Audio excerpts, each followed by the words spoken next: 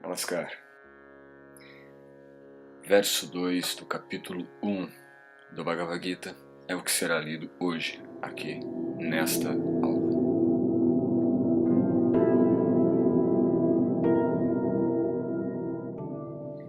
É importante ressaltar a vocês que neste primeiro capítulo do Bhagavad Gita nós temos ainda muitos aspectos da história que decorre, como eu disse na aula anterior, do Mahabharata, onde se descreve uma centena de personagens que foram importantes no desenrolar da história e que desencadeou então a batalha de Kurukshetra.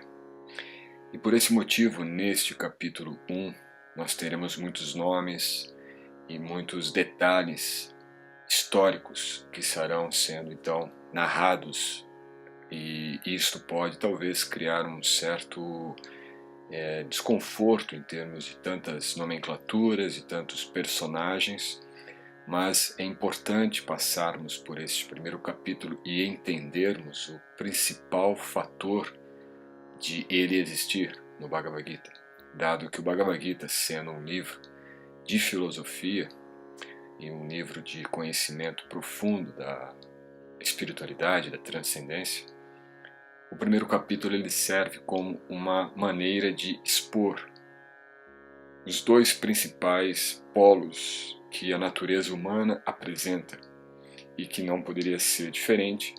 Há mais de 5.000 anos essa polaridade também já existia e era uma marca característica em Kali Yuga, que é justamente a polaridade entre o bem e o mal. Por isso o primeiro capítulo tem uma importância relevante, embora muitas vezes em análise e estudos se faz uma leitura ainda que superficial dele, considerando apenas os elementos ou os fatores históricos, os personagens históricos que estão ali presentes. Mas o nosso intuito é de darmos um aprofundamento também filosófico neste capítulo 1, e é o que nós faremos em determinados momentos, em determinados versos que forem lidos aqui nestas aulas. Então vamos para o verso 2 do capítulo 1 da Bhagavad Gita. Neste verso 2 nós temos Sanjaya Uvacha Drishtva tu Pandavanikam Vyudhan Duryodanas Tada Acharyan Upasangamya Raja Vachanam Abhavit.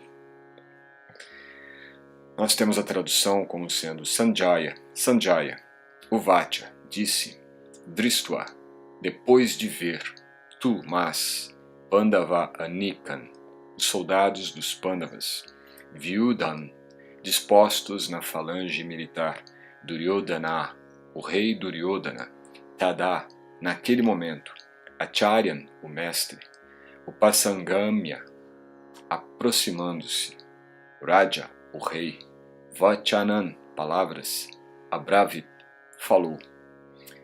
E a tradução literal dada por Bhaktivedanta Swami Prabhupada é a seguinte: Sanjaya disse, ó rei, após observar o exército reunido pelos filhos de Pandu, o rei Duryodhana dirigiu-se até seu mestre e começou a falar as seguintes palavras. Então nós vemos que, como descrevemos no vídeo de ontem, na aula de ontem, no primeiro verso, que o Bhagavad Gita começa com um diálogo, ou uma pergunta estabelecida por Dhritarashtra.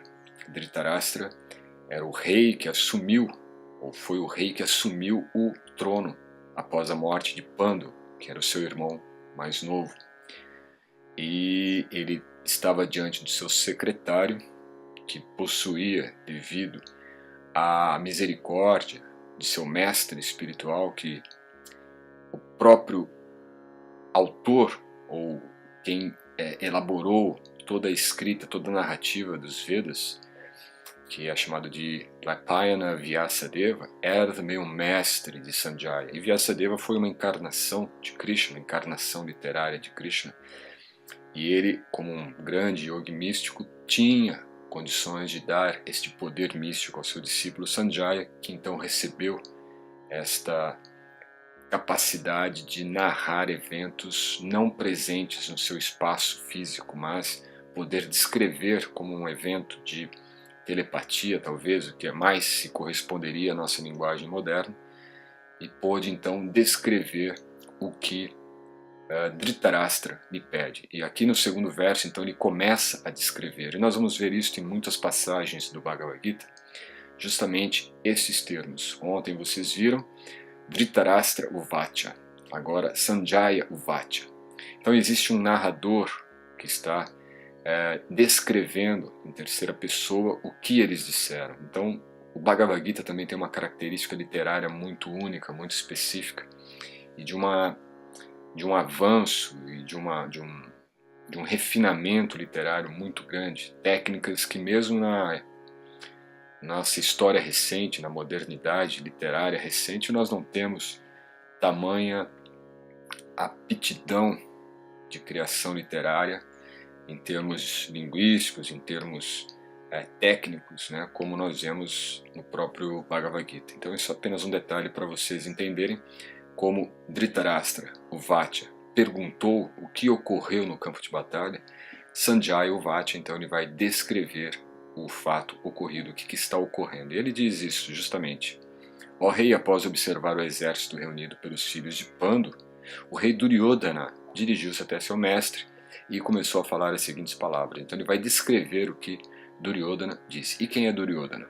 Como foi dito também na primeira aula, Duryodhana é o filho de Dhritarashtra, e ele era o general dos Kurus, o general do exército que estava realmente imbuído de destruir o Dharma, de estabelecer uma dinastia na qual apenas o mal predominasse. Então, o objetivo era de destruir esta polaridade entre o bem e o mal, deixando prevalecer apenas o mal, apenas as qualidades não divinas, né, na sociedade humana. E isto nós veremos em detalhes no decorrer ainda do capítulo 1 e também início do capítulo 2, mais sobre este tema. E o importante então é notar isto. Agora quem passa a falar é Sanjaya, e aqui ele quer então descrever o que Duryodhana disse. Então são vários autores, vários personagens que estão sendo colocados na narrativa do Bhagavad Gita neste primeiro capítulo. Daí talvez a maior dificuldade que os leitores do Bhagavad Gita, quando se debruçam sobre a leitura dele, encontram, né, que é compreender, entender quem são esses personagens, quem são esses nomes todos, e por que essa narrativa ela parece confusa, porque de repente é uma pessoa falando, depois começa outra, e dentro daquele diálogo surge uma terceira voz. Então tudo isso são características da literatura na qual foi narrado e foi escrito o Bhagavad Gita. E aqui nós temos então o significado que é dado, a explicação dada por Bhaktivedanta Swami Prabhupada. Ele diz o seguinte: Dhritarashtra era cego de nascimento. Infortunadamente, ele também carecia de visão espiritual. Ele sabia muito bem que, em questão de religião, seus filhos eram igualmente cegos e estava seguro de que nunca poderiam chegar ao entendimento com os Pandavas, que eram todos piedosos desde o nascimento. Contudo, ele tinha dúvidas sobre a influência do lugar de peregrinação. E Sanjaya podia entender o motivo de ele perguntar sobre a situação no campo de batalha. Sanjaya queria, por isso, animar o rei desanimado, e dessa forma avisou a Dhritarashtra que os filhos deste não iam fazer nenhum tipo de acordo sob a influência do lugar sagrado. Sanjaya então informou ao rei que seu filho Duryodhana, depois de ver a força militar dos Pandavas, foi ter com o comandante supremo, Dronacharya, imediatamente para informá-lo sobre a posição verdadeira. Embora Duryodhana seja mencionado como o rei, mesmo assim ele teve que se dirigir ao comandante devido à seriedade da situação. Portanto, ele estava bem qualificado para ser um político, mas a aparência diplomática de Duryodhana não podia disfarçar o medo que ele sentiu ao ver a disposição militar dos Pandavas. Então aqui nós temos alguns pontos importantes para serem trabalhados. Primeiro foi dito ontem, comentei com vocês que Dhritarashtra ele era cego. E aqui Prabhupada enfatiza que ele também tinha uma certa cegueira espiritual. E da mesma forma, os seus filhos também eram todos eles irreligiosos. Tinham também essa cegueira espiritual como seus pais, ou como seu pai, Dhritarashtra. E neste caso, o temor de Dhritarashtra era justamente saber que a influência do campo de batalha de Kurukshetra, como vocês viram no verso de ontem, Dharma Kshetra e Kurukshetra, era uma polaridade. Dharma Kshetra, o campo de peregrinação sagrada, enquanto que os Kurus estavam com uma mentalidade de Kurukshetra, uma mentalidade totalmente terrena, uma mentalidade totalmente materialista, imbuída da ira, da inveja, da cobiça, e tudo isso então cria uma polaridade muito distinta no campo de batalha de Kurukshetra, certo? Que é a mentalidade de Dharma e a mentalidade dos Kurus. Não por acaso o próprio local é chamado de Kurukshetra. E o aspecto importante que nós temos que ressaltar aqui é que Sanjaya descreve a aproximação que Duryodhana, que ele era já o rei, ele estava substituindo o próprio pai devido à sua habilidade diplomática, ele recorre ao seu mestre, que é chamado de Dronacharya. Dronacharya, ele é dentro desse contexto histórico da Bhagavad Gita, ele é o mestre de armas. Ele ensinou ao uso das armas tanto os Kurus quanto os Pandavas. Então mesmo Arjuna, mesmo Yudhishthira, Dhritarashtra e todos os principais combatentes, todos os generais, todos os grandes guerreiros que estavam presentes neste momento da batalha, eles foram treinados pelo mesmo mestre, por Duryodhana, por Dronacharya. E então, quando Duryodhana observa que no exército oponente, embora estivesse num número reduzido, tinha ali a presença de Krishna, e toda a inteligência de Krishna estaria realmente, de certa forma, podendo modelar o desenrolar da batalha, ele então pensa no risco de não ganhar esta batalha, tanto pela influência do campo de batalha de Kurukshetra, como também pela influência da presença de Krishna no exército dos Pandavas.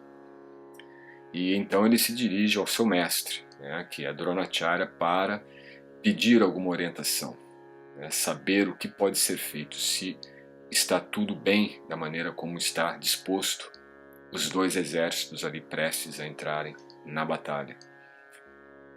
E o que nós podemos depreender disto é que há sempre a influência do bem quando nós agimos para o bem. E o que realmente denota a preocupação de Duryodhana, ele sabia que a sua intenção na batalha não era uma intenção para o bem, era uma intenção para destruir o Dharma. Ao passo que Arjuna, como nós veremos mais adiante, ele estava imbuído justamente da preservação do Dharma. E é isto que caracteriza de forma muito evidente essa primeira parte, esse primeiro capítulo do Bhagavad Gita, esta polaridade entre o Dharma e o Adharma, entre o bem e o mal, entre o que deve ser feito e o que não deve ser feito. Ao passo que Arjuna e os Pandavas estavam priorizando o que deveria ser feito dentro de uma consciência da humanidade, enquanto que os Kurus estavam mais interessados no seu interesse pessoal, no seu interesse egoísta, da dinastia da sua família, por parte dos Kurus, dos Kauravas, e isto então enfatizava justamente a polaridade adhármica, porque existe uma ordem, existe uma organização, existe um equilíbrio em todo o cosmos, e esse equilíbrio todo ele é mantido pelo Supremo Ser. E se algo não pode ser feito é porque aquilo não está dentro da ordem. Então se você segue o Dharma, aquela ordem ela funciona de tal forma com que as coisas ocorrem como devem ocorrer na nossa vida. E os Kurus não queriam aceitar isso, não queriam aceitar a ordem divina, a ordem de uma organização na qual o reino que agora estava sob o comando deles viesse em algum momento passar pela própria ordem das leis, para as mãos dos seus primos, que eram os Pandavas. Então eles quiseram burlar esta lei, quiseram burlar este poder de uma ordem cósmica, de uma ordem divina, e por isso então uma postura adármica. E é isto que define então esta polaridade tão marcante e às vezes pouco analisada dentro do primeiro capítulo do Bhagavad Gita. Então esta é a aula de hoje, aguardo você para a próxima aula. Hare Krishna, Namaskar.